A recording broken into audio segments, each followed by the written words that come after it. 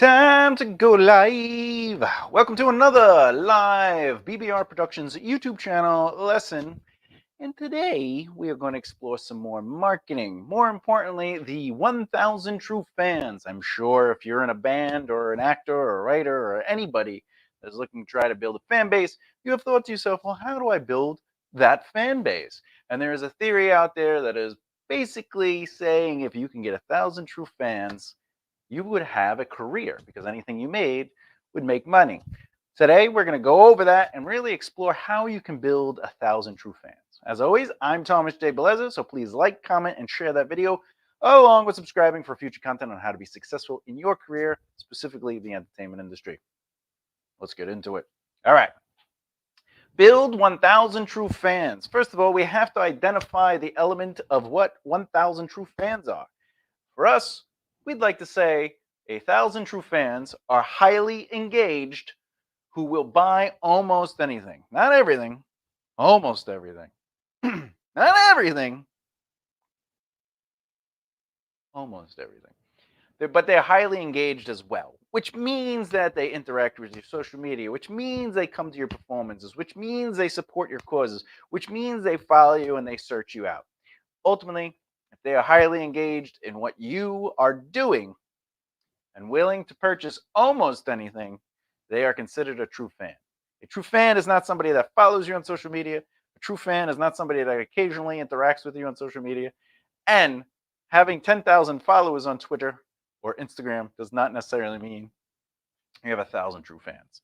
They have to be defined by highly engaged who will buy almost anything that you purchase, you put out there. So if you have 10,000 true fans on Instagram and you do a post and you say, hey, buy this thing, and you get 2 or 3 sales, you know you do not have 1,000 true fans based on this definition and also the article that explains and explores this. All right. So, what are 4 things you can do to help build 1,000 true fans?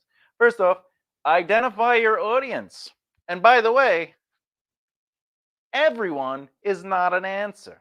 When you're trying to identify your audience, you really want to niche down. Does that mean you can't sell to everyone? Not necessarily, but it means when you handle your marketing and pushing your brand, you should be focusing on a very specific niche. As you develop 1,000 true fans within that niche, you can start branching out to expand to like or similar niches. All right. For BBR Productions, our niche are specifically individuals starting out or have been in entertainment for 10 years but have not gotten anywhere. That is not everybody. That's very specific. It's entertainers, either individuals who are starting out or entertainers that have been doing it for 10 years plus but haven't really gotten anywhere. That's BBR's forte. And the reason is because we want people who are starting out to really help them break the misconceptions of what might lead them there or what they believe is the task.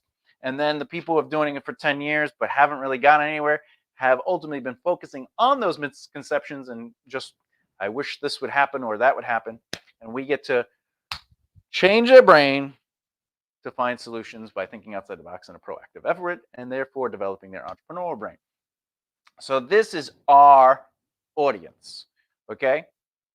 So now, if we said everyone, though, how do we market to that? How do we allow our brand, our BBR Productions brand, to represent this purpose? And the thing is, our purpose is focused to these individuals. Therefore, information like this is breaking down the misconceptions. Someone says, "Oh, if I create the greatest cup in the world, I will make millions of dollars." But then you have to say the misconception is if I make something, then I will make money, right? Or the misconception is it has to be the best. So before I even tell anyone about the cup, before I even talk about what I am doing, I need to make the best cup in the world. That's a misconception. People think like that all the time. Artist brain is we need to have an album, or we need to have a good songs. We need to play as many shows as possible. We need to I got whatever. I got to have an hour's worth of comedy, or I got to act. I got to be a lead in a film. So I'm going to practice and take acting lessons until I'm really good, right? Those are all misconceptions. Uh, but this is what breaks the misconception. You need 1,000 true fans that will want to buy this. So what you do is by the way, these aren't the only things you would do to build for the 1,000 true fans, but you would have to focus on building these avenues, right? So that you can present the cup. Ooh. All right, number 2, be remarkable. Show worth in action, not because you believe you are, or you believe your cup is remarkable, right? Telling people your cup is remarkable and just believing your cup is remarkable isn't necessarily truth that you are remarkable. So how does BBR do it? We educate others successfully by seeing their evolution in their career. So the remarkable aspect is proof through our clientele. We've been doing this for over 20 years. So if you look at people who have worked with us and you can see that they're making a living within their field of interest, because that is what we at BBR define as success, is making a living within your field of interest. A living is not a lifestyle. A living is affording your budgeted average monthly overhead. All right. Now, a living is something where your budget will develop and grow over time as you organize your money, and therefore it's no longer surviving your living, you're surviving that overhead budget, which is a whole other video that we've done. Okay, we continue to do.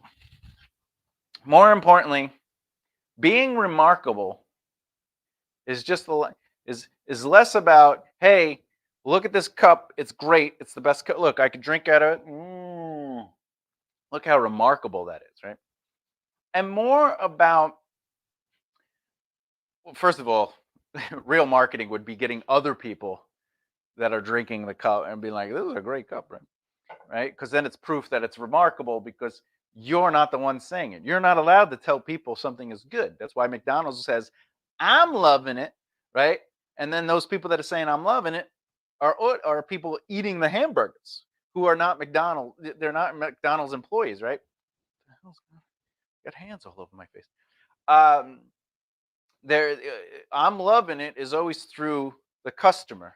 I'm loving it, and they're whole excited that they're putting poison in their body, right? So the remarkable aspect is that they're creating FOMO, or they're letting you see the situation. Friends and family are enjoying the food and they're happy because they're smiling and they're saying, I'm loving. So they're creating the remarkable aspect of showing the worth in action. Okay, other things that McDonald's might do is they have the House of Ronald, where they help raise money for kids with cancer. So now people who believe in that cause, that mission, support McDonald's, because they know if money goes towards McDonald's, a portion of that money goes towards the house that Ronald built. Okay. All right. 3, you have to be an authority. Okay. Show your expertise. Don't tell people your expertise. For example, all right. Authority doesn't mean you have to be a teacher. It doesn't mean that you have to educate people. It doesn't mean that you need to like do a YouTube channel and go, this is how you write books, or this is how you play music. Like, you don't have to. That isn't what authority necessarily means in this. But you do need to show your expertise somehow without telling people. So you can't tell people you're great. You have to show people what you do, and they decide if you are great, right? So BBR, basically these videos, speaking engagements, behind the scenes, and we give out free information. So by producing, right, the evidence, speaking engagements are live, and then we do behind the scenes of the speaking engagements, and then we do free information all over the internet, and then we do these videos. We're showcasing our expertise. Now, in this situation, I am indeed giving lessons, but you don't have to give lessons. So how do we relate this to, say, an actor? Okay, an actor, your social media would show how you got through an audition and what you did to break down that audition. Basically saying, my agent, uh, a huge shout out to my agent at Mulesbury Talent for getting me a last minute audition. I was able to cancel out my day and really focus down on breaking the script. even though it was a page long. It's about opportunity and being able to say yes to those opportunities. And I was able to really reach out to some good friends that did some great reading for me. Right, I filmed it, edited it, and got it to my manager in a timely manner. All that is showing expertise. I know I am saying it, but if you listen to that example, there's a process to it, and the process is showing. You're not outright saying, um, uh, I can do auditions, because this would be the telling aspect. Hey, if I do auditions because my manager sends me auditions and I'm able to get them to the manager in a timely manner. That's telling. All right. You're telling somebody your expertise. I do auditions. I have a manager. So if I have a manager or an agent, right? But in this case, you're thanking the agent for getting you a last minute audition and you were able to come together and film that audition. How? Well, the process suggests you broke down the script. Oh, great. So you're someone who works on the script and breaks it down. I'm seeing that. I am understanding that. You were able to get people in your friendship to come and do the reading. So, you know what? Last minute auditions are not an issue for you because you have an expertise in getting it done. All right. Another version of telling that would be I was able to film a last minute audition. There's no process there. We don't know how you were able to film that last minute audition. So, showing your expertise or being an authority is showing your expertise. And it's just basically representing the process. Okay, again, if you have a show, instead of saying I have a show this Friday or I am in a show, it's it's about time I just sit down and relax after 4 hours of rehearsal. Uh, my lines just seem to be appearing in front of my own eyes. I think I'll sit down and eat a healthy meal before bed. So it's saying, and you might even say, with a play, I got with a play coming up in a couple weeks, right? So now you're saying on short notice or within an X amount of time, not only do you have it memorized, but you put 4 hours into it, and now you're relaxing. But you're relaxing because you're eating a healthy meal too, and that's showing your expertise. You take care of yourself. You care about your livelihood. But if you're like, hey, I'm eating another healthy meal, like that's telling. I am eating a healthy meal is different than, all right, after I think I've earned the right to eat a nice, good, healthy meal, especially after doing 4 hours of rehearsal, and all I am seeing is the words in front of my eyes. I'm ready for this more than I think I am. There's process in that. We're seeing the process of that. Okay. Anyway, all right. 4, social media, adventure. Focus on the journey, not the things. All right. So for BBR, what we do is before, during, and after, right? And it must fit your brand, by the way. All adventure must fit your brand. So, for example, if we're doing a project, if BBR is producing a project, we might do behind the scenes, but because we're trying to, our mission is to really elevate the misconceptions and teach individuals who are starting out or been in the entertainment industry for X amount of time, we might educate on the process in the behind the scenes. Not only will we might show us working, but we might also do some footage from that and say, hey, this is what we're doing right now.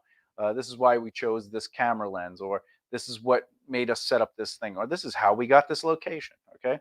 And then another thing is working with clients, their evolution. So if we talk about their evolution by showcasing it through the before, during, and after, that'll be the adventure. And that also includes showing our authority by representing who we are, and people may or may not see that we are remarkable. But as long as we show the truth, show our worth in action, it becomes our remarkable ability. And then we identify with our audience, because people who are starting out want to see the process and see what it's like when people who are also starting out are doing it. And then people who have been doing it for 10 years or more and they haven't gotten anywhere, they watch this and they say, oh, maybe I have been doing it wrong. Maybe they don't. But the idea is that the information has to be there so they have the option to make the choice. And there you go. There you go. Wow, we did pretty good. 15 minutes. I get to rub my belly now. This is exciting. By the way I act on camera is a part of my brand. It would be a part of your brand too. But I don't sit here and go, oh, you know what? I should rub my belly. No, I don't care that I rub my belly. Right? If I care that I'm rubbing my belly, like if I'm like, do I rub it? Not rub it? Now I'm not showing authority or authenticity or being authentic, right? So, I'm drinking my water, right? Just be yourself. Find your truth. Just be you. You don't have to put a lot of thought in it. This doesn't have to be perfect. These are live videos. These are live lessons. I don't need to be reading a script like what are right. No, I write down some notes and then I riff off of it based on my knowledge set, which by the way shows my authority or my expertise. Because if I see identify your audience and I say everyone is not an answer, and then I go we educate others. Individuals start right, and then I break that down. And so the reason is because when we focus on marketing on people, if we're focusing on everyone, we can't niche down. The niching down is a very important part of that lesson. You want to niche down so you can focus your energy on building 1,000 true fans within that specific set. So if you're like a band, or let's just say if you're an actor and you want people to know that you want to be a horror actor or actress, you want to just do horror films, your audience would be individuals who like horror films, or maybe you could get even more specific, people 30 to 40 years old. By the way, see, individuals starting out or been doing it for 10 years would be equivalent to the age group. So instead of doing an age group, I just did a position within the industry. So either starting out or have been doing it for at least 10 years. So basically, it's a good area, right? But you might say, my audience is 30 to 25 to 40 people, individuals who like horror films, specifically gore.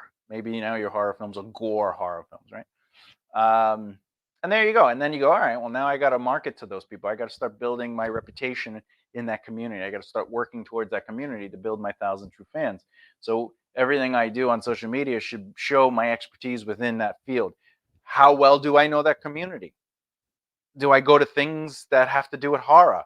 Do I show that?